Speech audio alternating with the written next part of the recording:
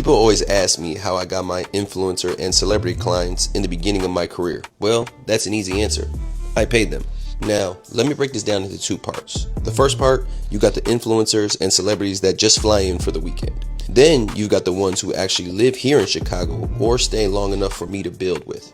Most trainers won't admit this, but if you're just getting started and nobody knows your name yet, you might need to pay to play. That's exactly what I did. Back in 2018, I was training full-time, everything was solid, but I was stuck around 5,000 followers. I wanted to grow my brand, so my assistant Travell and I came up with an idea to reach out to influencers visiting Chicago. One of the first was Malaya Michael. She had about 1 million followers back then. We reached out, they gave us a price, I agreed. The deal was simple, 1 post and 1 hour session. Most people would have said, why pay? But I understood value exchange. They valued money and I valued exposure. When she came in, we did boxing. She loved it so much she stayed for 2 hours and posted me 8 times. That week alone, I gained over 3,000 followers and new paying clients. That was my light bulb moment, and I realized if you got real value and you know how to market it, it'll pay you back every single time.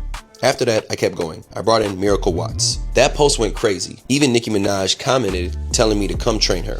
Then I trained Delicious. That was a funny one. Next, Chris, and in 2021, I brought in Joy Chavez. She didn't even want to come that morning because I think she was out late and hungover from the night before. But after a mix of mental games, boxing, and mobility work, she left saying she was glad she came. In 2022, I worked with India Love.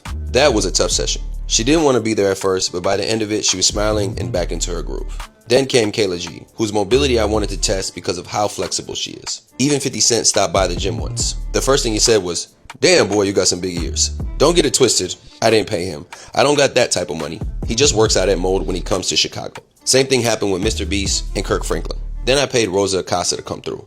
I knew she lifted heavy and I wanted to push her to her limits. Then my homie Adam brought in Bria Miles. I paid for that one too. Then Young Money rapper Mellow Rax came through, and then finally April Jones.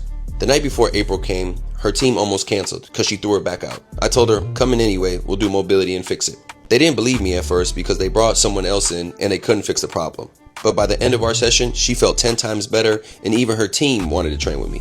That's when I realized sometimes you're not just paying for promotion, you're paying to prove your value. Back then, working out wasn't a trend. It was rare. Now it's a lifestyle and everyone's doing it. But I'll always say this, if you really believe in your product and your value, bet on yourself. Even if that means paying up front, because one post might change your whole career. Stay tuned for part 2.